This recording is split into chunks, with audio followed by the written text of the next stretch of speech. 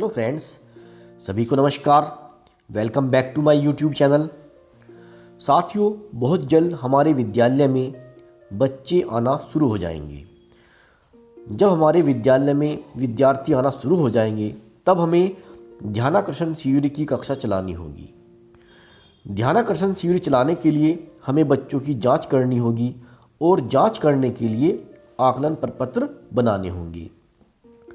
आकलन प्रपत्र बनाने के लिए हमें लर्निंग आउटकम्स का पता होना चाहिए। हमें पता होना चाहिए कि किस कक्षा का लर्निंग आउटकम क्या है।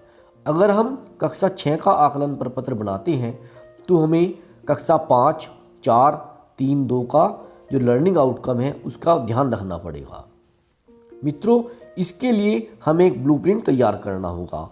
हमें पहले से ही आकलन प्रपत्र तैयार करके रखने होंगे और इन आकलन प्रपत्र में हमें किस तरह के प्रश्न देने हैं और कितने प्रश्न देने हैं, इसके साथ साथ हमें इसका एक ब्लूप्रिंट भी तैयार करके रखना होगा।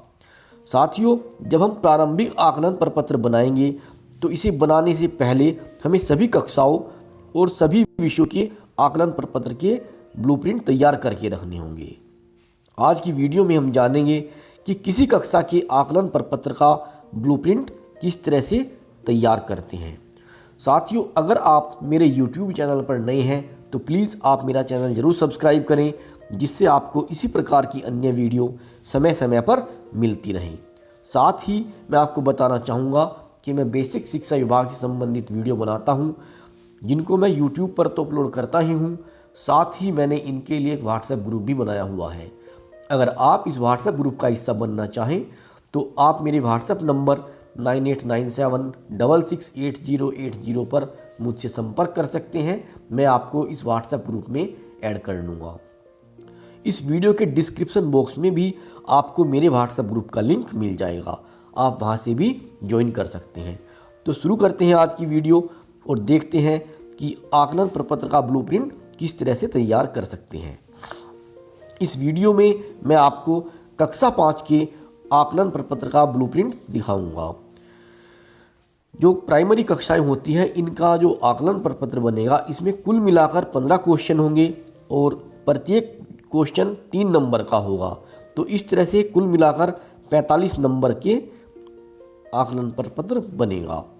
तो इसके क्राइटेरिया हैं कुछ। मैंने इस क्राइटेरिया जो फर्स्ट है इसके बारे में बताया है पहले।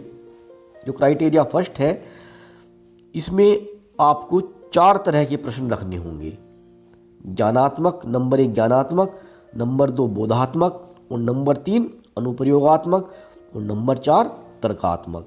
जो आपके ज्ञानात्मक प्रश्न होंगे वो 20% होंगे। साथियों, इस आकलन प्रपत्र में आपको 2 तरह के प्रश्न रखने हैं, एक वस्तुनिष्ठ और एक आत्मनिष्ठ। वस्तुनिष्ठ यानी कि ऑब्जेक्टिव टाइप और आत्मनिष्ठ मतलब सब्जेक्टिव। तो जब हम ज्ञानात्मक प्रश्न रखेंगे, 20% होता है इनका टोटल, तो इसमें से हम 2 प्रश्न तो रखेंगे वस्तुनिष्ठ ऑब्जेक्टिव टाइप और 1 प्रश्न रखेंगे आत्मनिष्ठ। तो इस तरह से कुल मिलाकर ज्ञानात्मक के 3 सवाल हो जाएंगे। दूसरी बात आती है बोधात्मक प्रश्न। इनका जो परसेंटेज रखेंगे हम 50% रखेंगे और इसमें वस्तुनिष्ठ सवाल होंगे 5 और आत्मनिष्ठ होंगे 2। ये कुल मिलाकर हो जाएंगे 7 प्रश्न। फिर आता है अनुप्रयोगात्मक प्रश्न। ये 20% होंगे, वस्तुनिष्ठ 2 होंगे और आत्मनिष्ठ 1 होगा। तो कुल मिलाकर हो जाएंगे 3। इसी तरह से तर्कात्मक 10%, वस्तुनिष्ठ 1 और आत्मनिष्ठ 1, कुल मिलाकर हो गए 2। तो अगर हम इनका टोटल करते हैं वस्तुनिष्ठ का तो ये हो गए 2 और 5 7 और 2 9 और 1 10। 10 सवाल वस्तुनिष्ठ हो गए और आत्मनिष्ठ सवाल हो गए 5, कुल मिलाकर हो गए 15 सवाल। तो साथियों, ये जो क्राइटेरिया है सभी कक्षाओं का ये ऐसे ही रहेगा। ज्ञानात्मक सवाल 20%, बोधात्मक 50%, अनुप्रयोगात्मक 20% और तर्कात्मक 10%। तो जितनी प्राइमरी कक्षाएं हैं सभी में क्राइटेरिया फर्स्ट तो लागू होगा ही। जो 4 तरह के सवाल आते हैं, ज्ञानात्मक, बोधात्मक, अनुप्रयोगात्मक और तर्कात्मक, इनकी परसेंटेज यही रहेगी। तो इसमें कोई चेंज नहीं होगा। अब आता है क्राइटेरिया नंबर 2। इसमें क्या होगा, हमने इसका क्राइटेरिया सेकंड में आसान सवाल, औसत और मुश्किल। जो आसान प्रश्न होंगे उनका प्रतिशत होगा 30%, यानी कि जो सभी बच्चे कर दें। तो ये हो जाएंगे कुल मिलाकर 5 प्रश्न। औसत सवाल ये 50% रखेंगे। औसत का मतलब वो है जो होशियार बच्चे हैं वो भी कर दें और जो कम होशियार हैं वो भी कर दें, जो एवरेज बच्चा है। तो इस तरह के 50% सवाल होंगे, कुल मिलाकर ये 7 होंगे। और कुछ सवाल होंगे उसमें मुश्किल, जिनकी परसेंटेज होगी 20%, ये 3 प्रश्न होंगे। तो यहाँ देख सकते हैं आप 50 और 30 80 और 20 100 और 5 और 7 12 और 3 15, इस तरह से ये 15 सवाल हो जाएंगे सेकंड क्राइटेरिया के अकॉर्डिंग। अब आता है क्राइटेरिया नंबर 3। इसमें आपको जो क्लास वाइज लर्निंग आउटकम है उसके आधार पर बनाना है। अब जैसे हम कक्षा 5 का बना रहे हैं तो इसमें सबसे ज़्यादा जो सवाल होंगे वो कक्षा 4 के होंगे। जाहिर सी बात है 4 के ज़्यादा सवाल रखेंगे, फिर 3 के कुछ कम और 2 के उससे भी कम।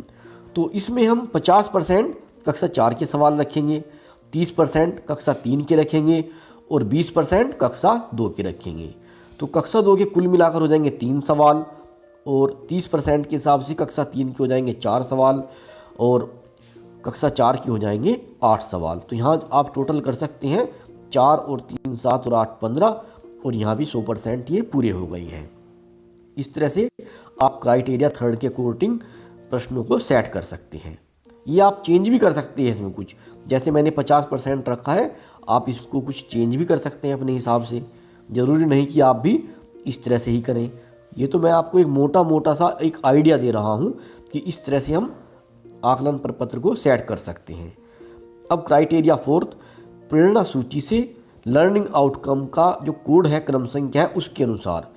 तो जब हम कक्षा 4 के प्रश्न चुनेंगे तो जो प्रेरणा सूची में लर्निंग आउटकम की क्रम संख्या दी हुई है, आप अगर आधारशिला मॉड्यूल को देखेंगे तो उसमें आपको सभी कक्षा और सभी विषयों के लर्निंग आउटकम मिल जाएंगे, वहाँ क्रम संख्या भी पड़ी हुई है। तो जैसे कक्षा 4 है तो लर्निंग आउटकम नंबर 3 5 6 7 8 11 14 15 18 इस तरह के सवाल रखेंगे इसमें हम। कक्षा 3 में लर्निंग आउटकम नंबर 2 4 11 12 इस तरह से, और कक्षा 2 में 4 और 14 इस तरह से हम सवाल रख सकते हैं। आप अपने हिसाब से भी इसको सेट कर सकते हैं। तो साथियों, ये था कक्षा 5 का जो आकलन प्रपत्र है उसका ब्लूप्रिंट। इस तरह से आप आकलन प्रपत्र को बना सकते हैं। आशा करता हूँ यह वीडियो आपको पसंद आएगी। अगर आपको वीडियो उपयोगी लगती हो तो इसे आप शेयर करें अपने अन्य मित्रों के साथ, ताकि वो भी इससे लाभान्वित हो सकें। साथियों, मैं आपको बताना चाहूँगा कि इस तरह की आकलन प्रपत्र बनाने में आप एक दूसरे की मदद करें। मान लीजिए मैंने कक्षा 5 का बनाया है तो आप कक्षा 4 का बना सकते हैं, 3 का बना सकते हैं, 2 का बना सकते हैं, कक्षा 6 7 8 बहुत सारी कक्षाएँ हैं। तो इस तरह से आप सभी मिलजुल कर बना सकते हैं। तो साथियों, अगर आप आकलन प्रपत्र बनाते हैं तो आप मुझे उसका PDF दे सकते हैं और मैं उसकी वीडियो बनाकर YouTube पर अपलोड कर दूंगा। इससे अनेक टीचर्स भाइयों का फ़ायदा होगा। तो साथियों, इस वीडियो में इतना ही। मिलते हैं बहुत जल्द आपसे अगली वीडियो में। तब तक के लिए नमस्कार।